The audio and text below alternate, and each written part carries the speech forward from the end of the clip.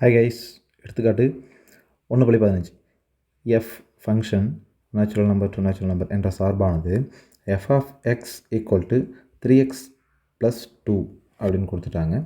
X belongs to natural numbers என வரையறுக்கப்பட்டால் subdivision 1 2 3 அதோட நிழலுருக்களை காண்க. 29 மற்றும் 53 முன்னுருக்களை காண்க. சார்பின் வகையை காண்க. ஸோ 3 சப்டிவிஷன் கொடுத்துருக்காங்க.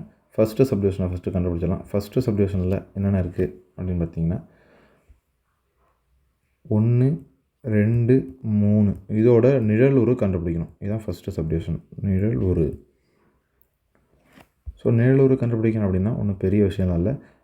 வரையறைக்கான ஈக்குவேஷன், அதாவது ஃபங்க்ஷனுக்கான ஈக்குவேஷன் கொடுத்துட்டாங்க. அந்த ஈக்குவேஷனை எடுத்து எழுதுகிறோம்.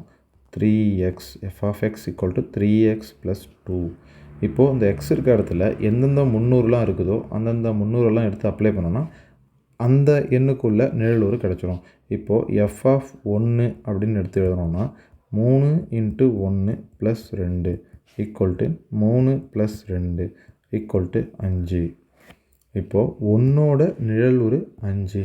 இப்போ இந்த ஃபைனல் ஆன்சர் எப்படி எடுத்து எழுதுவாங்கன்னு பார்த்தீங்கன்னா எஃப் ஆஃப் 1 ஈக்குவல் டு 5 அப்படின்னு சொல்லி எடுத்து எழுதிடுவாங்க. இப்போது இது நிழல் உரு. இந்த 5ங்கிறது 1ஓட நிழல் உரு. அப்போ 1 எங்கே இருக்கும்? முன்னாடி இருக்கிற செட்டில் இருக்கும். 5 எங்கே இருக்கும்? ரெண்டாவதாக இருக்கிற செட்டில் இருக்கும். இப்படி இருக்கும். சரிங்களா? இப்போ இன்கேஸ் இதே ஈக்குவேஷனை வச்சு இந்த நம்பரை கொடுத்து இந்த நம்பரை கண்டுபிடிக்க சொன்னாங்கன்னா அதே ப்ரொசீஜர் தான். அப்படியே பாருங்களேன். இப்போ ஈக்குவேஷன் எடுத்து எழுதுகிறோம். F of x equal to 3x + 2 அப்படின்னு எடுத்து எழுதுகிறோம். எஃப் ஆஃப் 1ஓட வேல்யூ தானே 5.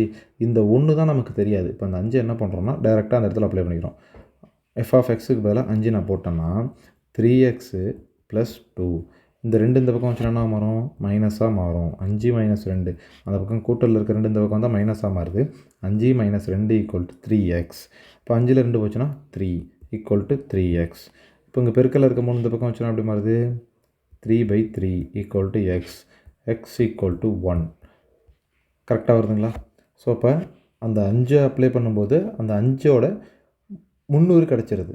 அதே மாதிரி 300 அப்ளை பண்ணால் அதில் எந்த நிழலுருவும் கிடச்சிருது. எந்த வேல்யூவை எங்கே அப்ளை பண்ணுங்கிறது தெளிவாக பார்த்துக்கோங்க. 300 கொடுத்து நிழலுரு கண்டுபிடிக்க சொன்னாங்கன்னா அந்த 300 வேல்யூ எடுத்துகிட்டு வந்து எக்ஸில் அப்ளை பண்ணணும். அதுவே நிழலுரு கொடுத்துருந்தாங்க அப்படின்னா அந்த நிழலுருவை அப்படியே இந்த எஃப் ஆஃப் எக்ஸுக்கு பதிலாக அந்த இடத்துல அப்ளை பண்ணி ஈக்குவேஷனை சுருக்கினா ஆன்சர் வந்துடும். அவ்வளோதான். இப்போ அதே மாதிரி அடுத்தது 2இன் நிழலுரு கேட்டிருக்காங்க. F of 2 equal to 3 × 2 + 2 equal to 3 2 6 + 2 equal to 8. இது 2ஓட நிழலுரு.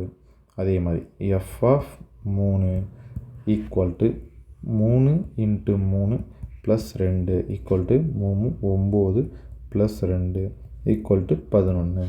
இது 3ஓட நிழலுரு. ஸோ ஃபஸ்ட்டு சப்டிவிஷனோட ஆன்சர் என்னென்னு பார்த்தீங்கன்னா 1 2 3இன் நிழல் உருக்கள் முறையே 5 8 11. அவ்வளோதான். ஃபஸ்ட்டு சப்டிவிஷன் முடிஞ்சிச்சு. அடுத்தது 2வது சப்டிவிஷன் என்ன கேட்டிருக்காங்க?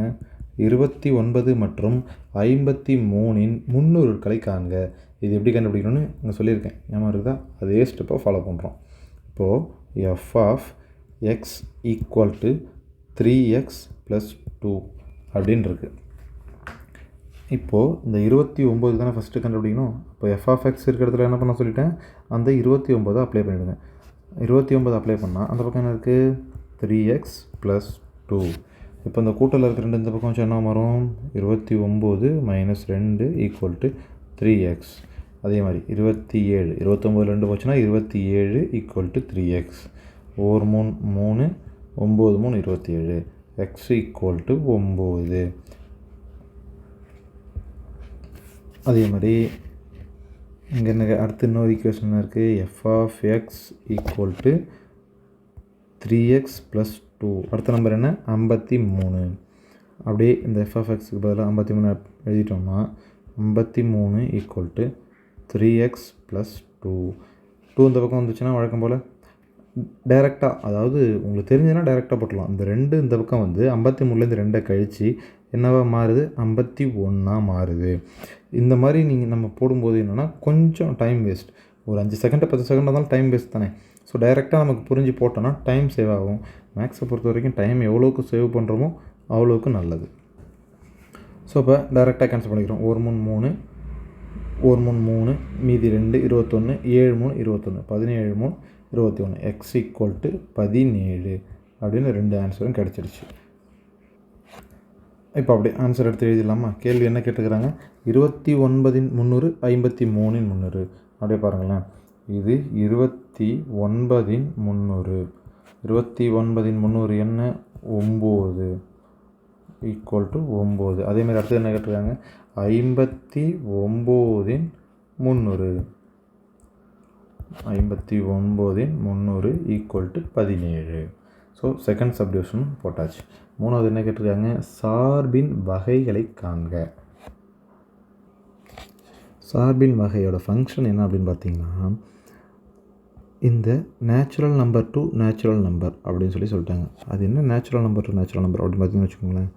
இப்போது நம்ம செட்டு எழுதுவோம்ல, 1 2 3 4 5 6 அன்சோவான்னு போய்கிட்டே இருக்கும். ஏன்னா இது நேச்சுரல் நம்பர், இதுக்கு ஒரு ஏன்னு பேர் வச்சுப்போம். அதே மாதிரி இது மதிப்பகம், அதுலேயும் 1 2 3 4 5 6 அன்சோவான் போய்கிட்டே இருக்கும். இது துணை மதிப்பகம், இதுலேயும் என்ன இருக்கும், 1 2 3 4 5 6 அன்சோவான்னு போய்கிட்டே இருக்கும். இப்போ இதை வச்சு நம்ம ஈஸியாக சார்பின் வகையை கண்டுபிடிச்சிடலாம். இப்போது இந்த ஈக்குவேஷனில் நம்ம 1ன்னு அப்ளை பண்ணும்போது என்ன ஆன்சர் வந்தது, 5 வந்தது. 5 வந்ததுங்களா? அதேமாதிரி அடுத்தது 2ன்னு அப்ளை பண்ணது என்ன ஆன்சர் வந்தது, 8 வந்தது. இது கீழே 8 இருக்குது.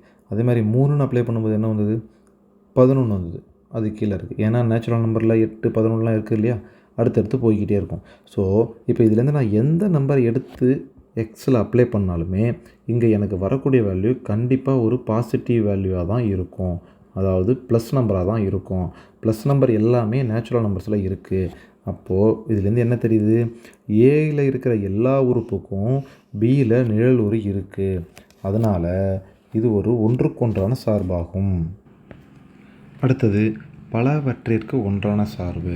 பலவற்றிற்கு ஒன்றான சார்போட கண்டிஷன் என்ன அப்படின்னு பார்த்தீங்கன்னா, பியில் இருக்கிற ஏதாவது ஒரு உறுப்புக்கு 2 அல்லது அதற்கு மேற்பட்ட முன்னூறுகளை பெற்றிருக்கணும். அப்படி பெற்றிருக்கான்னு இந்த டயக்ராம் பார்த்தாலே தெரியும். ஏன்னா இங்கே இருக்கிற சில நம்பருக்கு மட்டும் ஒரே ஒரு 300 மட்டும்தான் இருக்குது. பல நம்பருக்கு 300 இல்லை.